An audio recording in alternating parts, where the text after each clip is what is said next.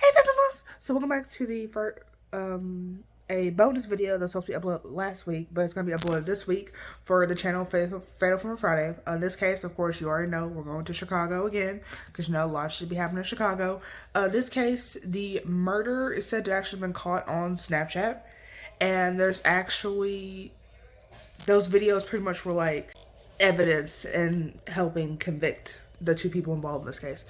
So of course, I do have my opinions on this case, but of course I'm not going to say it like out of respect for our victim and also the family, but you'll see what I mean when I get into the story. And so with that being said, let's get started. But if I lay down and I play dead and I stay dead, maybe you'll get sick of being the monster out of my head, under my bed. Think you're something out of my nightmares, standing right there. But if I lay down and I play dead and I stay dead, then will you get bored of killing me? So we're actually going to start with our victim today because our victim is a child, which I normally don't start for the victim. I normally start for the killer, but this case I just feel like we're going to start with our victim here. So her name was Melissa Kayla Anda Rendon, and she was born on November 29th, 2005. She was known for, she had a love for piano, kids, and snacking. It was said that she was known for her chocolate chip cookies, so I believe that she had made, like, she baked the cookies herself. Otherwise, like, why would you say? Like, I feel like, because that's just what makes sense. It's like that she had a love for chocolate chip cookies. So, yeah. And then sadly, she had a intellectual disability, along with several other mental disorders. And so this is believed what made her a target. And at the time of this story, Melissa was sadly only 15 years old. So on August 6th of 2021, Melissa was hanging out with a Joslia Williams and Sergio Hernandez. And so Joslia Williams was born, she was born on October 3rd, 2002. So she's like 18 when this happens, and Melissa's like 15. So still technically a child. And Sergio is like 40. And apparently there's like another man, but he is like unnamed, and he is cleared as a witness, not a suspect, because he wasn't there when the actual incident happened. So basically what happens is they're in the car, there's weed, apparently they're drinking, there's like pills believed to be Xanax that belong to Sergio, and they're just doing all this. And then the unnamed man, it was publicly unnamed, he leaves the car, so he's not involved in this at this point. He's gone.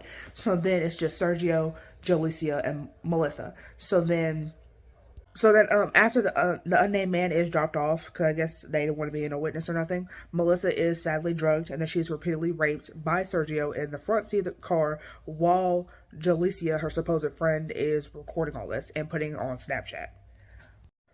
So then of course Melissa is put into the back seat, and then her mother sadly was one of the people that received a video of her daughter being raped by Sergio.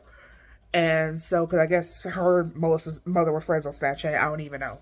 I thought she put it in her story. Maybe it didn't clarify that. So then what happens is Sergio and Joslia somehow fell asleep. They wake up the next morning. They see that Melissa's dead. They put her clothes back on, and they go dump her body in the alley. And the alley was only like a couple hundred feet away from the emergency room. So they could have dropped her off and not asleep and like boom. And they said she could have survived if they had done that. Because when she was found not that long after, she hadn't been dead for that long. So potentially you could have saved her. But of course, since you didn't. So 3 hours after the body is found, that is when Melissa is reported missing. So she's not reported missing until like the next day. And it's said, I would want to believe that they try to classify her as a runaway. But then they were like, what if this body we just found was like her? And sadly it was. So then of course, so 3 days later, Melissa's mother somehow got Snapchat videos of what happened to her daughter and got Sergio to confess on audio recording. She sends it over to Chicago police. Sergio and Joslia are arrested. And so Joslia and Sergio are obviously charged with child pornography, because remember, Melissa was underage, she was 15 years old, and concealment of a death. And then Sergio was also charged with sexual assault, because you could tell her being drugged, it obviously was not consensual, even if she was an adult. So they're both currently, it's said to be, like, on $500,000 bond. Melissa's father actually came out and said, like, hey, like, they need to have their charges with murder, so that way they can't be bonded out. Even though there are people who have murder bonds and still could be bonded out, but he's trying to make sure, like, basically, from what I've read, make sure they can't hurt nobody else. So that's what he was trying to get at. So then a GoFundMe was created for Melissa, I'm assuming, for like her funeral expenses, because you know funerals be expensive. And over $25,000 was raised. And then it said her remains were cremated. So I don't know what they did with that money since she was cremated, because a cremation, last time I checked, only cost $600. Of course, depending on who you go to, but that's not my business. It's not my business. Okay. So anyway, so yeah, that was a sad case of a murder basically caught on Snapchat. And so if you have any more cases you want to recommend, definitely let me know, and I'll see you faithful in the next one. Bye. So if I play dead, will you regret everything that you did, that you said? I don't think you understand what you're doing, and my heart's black and blue from the bruising. I feel like when I'm with you I'm losing. I feel like you think that this amusing, sitting there gaslighting and confusing. Was it me? Is it me? Am I deluded? I'm the one who's always sorry, the conclusion, even though I offer all of the solutions.